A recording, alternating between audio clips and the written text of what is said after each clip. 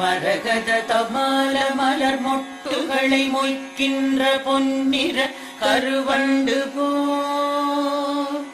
மாதவன் மார்பினில் வாசம் புரிந்தங்கு மெய்சிலிர் பேற்றும் விழிகள்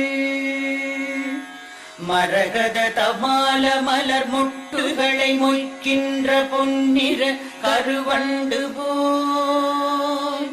மாதவன் மார்பினில் வாசம் புரிந்தங்கு மெய்சிலிர் பேற்றும் விழிகள்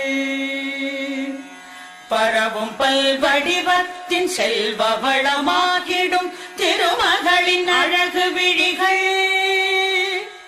பறிவோடு அந்த இரு விழிகளின் கடை நோக்கு மங்களம் எனக் கருள்கவே.